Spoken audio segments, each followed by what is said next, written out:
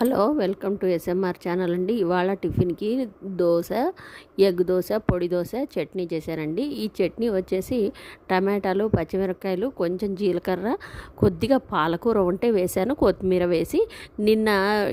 నిన్నది ఎవరైనా నాది చూసింటే గిన చట్నీ పొడి చేశానండి, శనక్కాయల పొడి.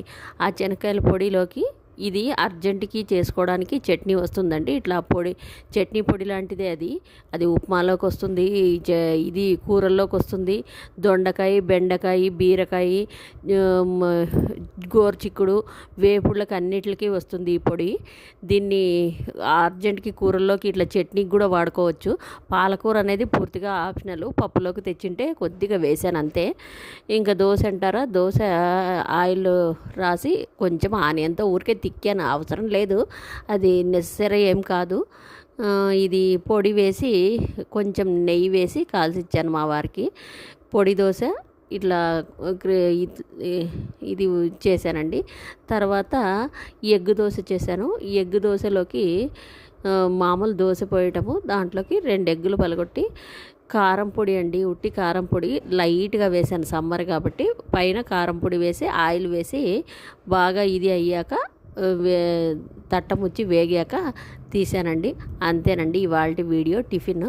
అది చట్నీ పొడి వేసి వేయించుకునే సామాన్లు వేసి, ఇంకా ఉప్పు ఎక్స్ట్రా పులుపు ఏం అక్కర్లేదు, టమాటా వేసినాను కాబట్టి అదే పులుపే. ఉప్పు ఏం అక్కర్లేదు, అందులో పొడిలోనే కారం ఉప్పు ఉంటుంది కాబట్టి, దోశలో పిండిలో ఉప్పు ఉంటుంది కాబట్టి ఊకే మిక్సీకి తిప్పుకొని తాళింపు కావాలంటే వేసుకోవచ్చు, లేకపోతే లేదు. అర్జెంటుకి అట్లా పొడి చేసి పెట్టుకుంటే కూరల్లోకి వస్తుంది, చట్నీకి కూడా వస్తుందండి. కొన్ని 3 పచ్చిమిరకాయలు అనుకోండి, హాఫ్ చీలుస్తాను నేను, తొందరగా మిక్సీకి తిరుగుతుందని.